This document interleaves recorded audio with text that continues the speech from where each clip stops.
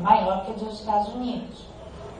Então, eles estão, aquela imagem da China como um país pouco sofisticado e só de produtos de mão de obra intensiva, já não reflete a realidade.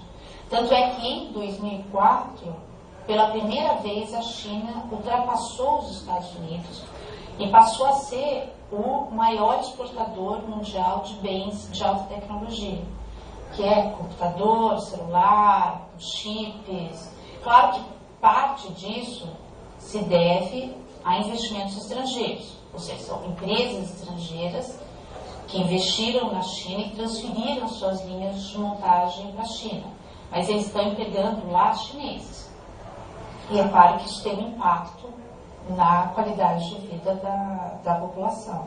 Cláudia, no dia a dia, quer dizer, lá na China, como é que você via na prática esse desenvolvimento? Porque você disse que as indústrias, né, são as grandes, umas das grandes responsáveis por esse avanço, por essa rapidez, por esse desenvolvimento. O que você via de diferente ali no modelo, nas estratégias, que o desenvolvimento acontecia, por exemplo, 10 mil empregos, de repente, dentro de uma fábrica, por exemplo? O que é que acontecia ali diferente? O que o empresário, ou o que o governo, ou as pessoas estavam pensando ali para a coisa funcionar?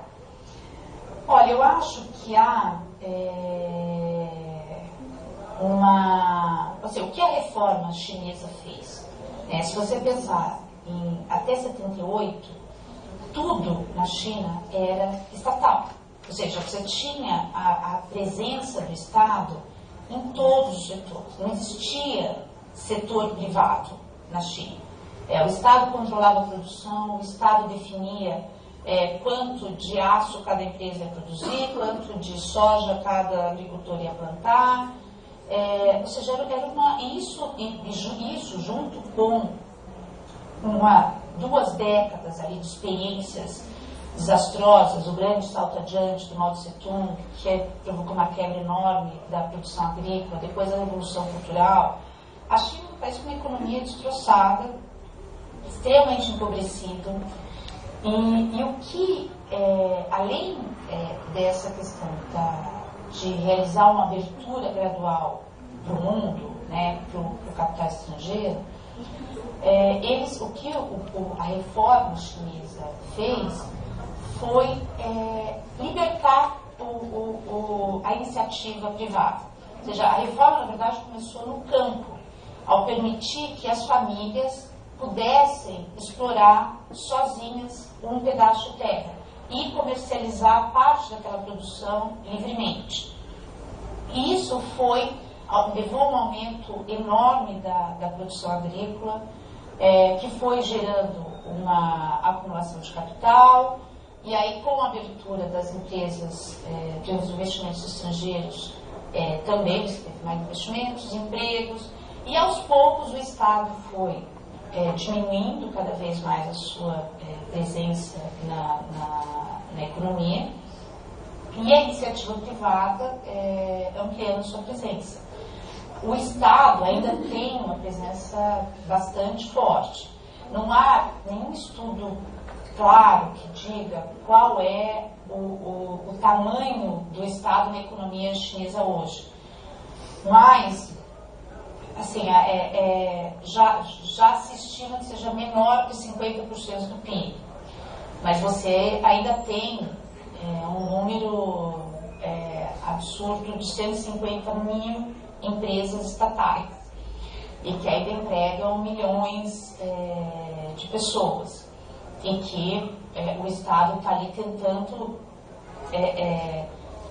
diminuir ainda mais a sua presença, né, com o fechamento ou venda dessas empresas, mas eles têm claro que existe um grupo de empresas que eles consideram estratégicas, que são mais ou menos 200 empresas estatais, que eles não vão privatizar. Eles podem até abrir o capital, ter ações negociadas em bolsa, mas são empresas que eles pretendem manter sob o controle do Estado, na siderurgia, na indústria automobilística, na aviação, e transformar essas empresas em grandes atores globais. em grandes empresas globais, que é uma coisa que já está, as empresas de petróleo chinesas já estão se internacionalizando, já tem negócios na América Latina, na África, no Oriente Médio, e também dão um apoio muito forte para certas empresas privadas que eles também consideram estratégicas. Então, a Lenovo, que é a empresa de computadores chinesa que comprou o segmento de computadores pessoais da IBM, que todo mundo levou um susto, né? Foi em 2004, acho que foi em dezembro de 2004, que uma empresa chinesa compra um símbolo americano, né? Então tem algumas empresas, mesmo sendo privadas, contam com o apoio do governo para se internacionalizar e crescer. E a população, diante dessa economia, desse desenvolvimento, como é que ela vê, como é que é a receptividade dela? Tem participação nisso? A maneira das pessoas receberem os benefícios desse crescimento é muito diferenciada ao longo do país. E esse é um dos problemas que o governo está enfrentando, que é o aumento da desigualdade social. E você tem basicamente dois tipos de desigualdades. Tem a desigualdade entre o campo e a cidade. A população que vive no campo tem uma renda per capita que é bem inferior à renda per capita da população que vive na cidade. E a renda per capita do campo tem, historicamente, logo que as reformas começaram, em 78, o campo teve um crescimento rápido de renda per capita. Mas 2, 3 anos depois, o crescimento da renda per capita da cidade começou a ser mais acelerado por causa da industrialização do que o crescimento da renda per capita no campo. Então, ano a ano, você vai tendo um distanciamento. E além disso, nas cidades, você tem um aumento da diferença de renda entre os mais pobres e os mais ricos. Então, a China ao mesmo tempo em que é o país que tirou um número enorme de pessoas da pobreza, segundo o Banco Mundial, a China, desde o início, desde 78, a China tirou 400 milhões de pessoas que viviam abaixo da linha da pobreza e que saíram e deixaram de ser miseráveis como eram. Eu acho que não houve nenhum outro. A pobreza no mundo todo só diminuiu por causa da China. Mas ao mesmo tempo que eles conseguiram, a renda per capita como um todo da população cresceu, a desigualdade também aumentou. E isso faz com que as pessoas reajam de maneira diferente, né, às reformas. Então, o que existe hoje é um descontentamento, principalmente no campo, que são os excluídos dessa nova China. Eles têm, e o número a maneira como esse descontentamento se revela é o aumento no número de protestos que são realizados no campo. As cifras do próprio governo chinês mostram que em 2004 foram realizados 74 mil protestos ao longo do país, envolvendo cerca de 3 milhões e 600 mil pessoas. Isso era 10 vezes mais do que tinha sido registrado em 1994, 10 anos antes. E em 2005 aumentou de novo, foram 83 mil protestos.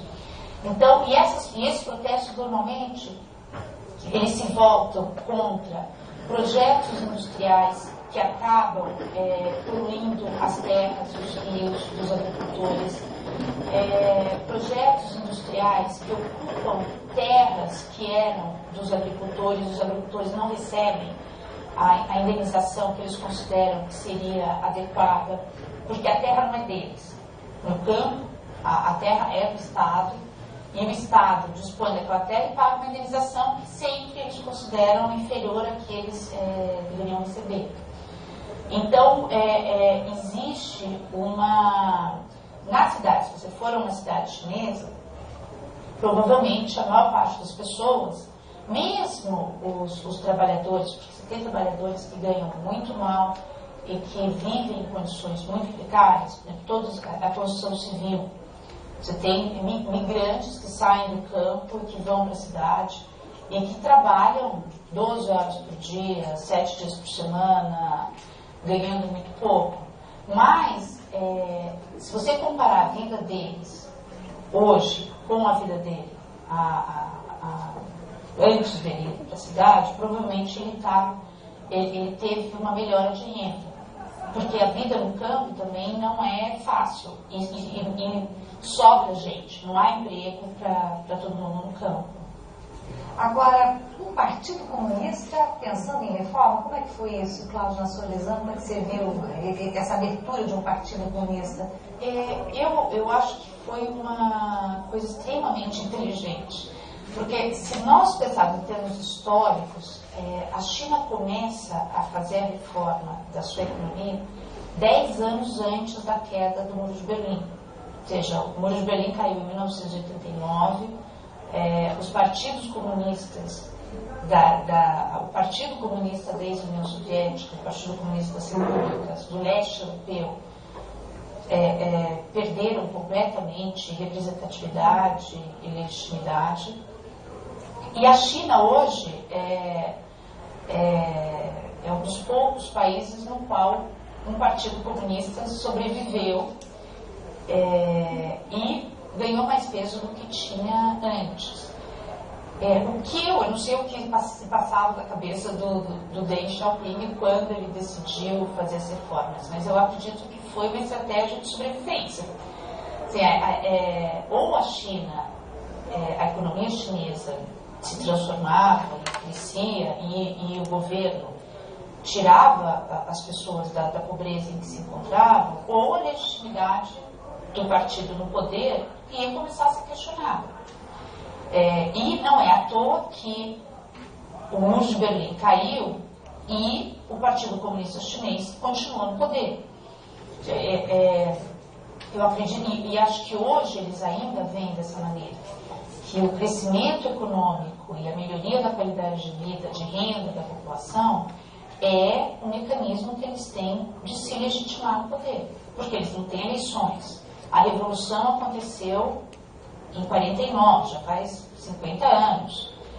Ou seja, todos os mecanismos de legitimação no poder estão distantes.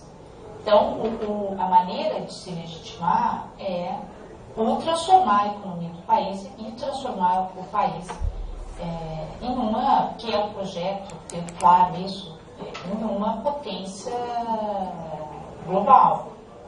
E nessa transformação, como é que fica a repressão, por exemplo?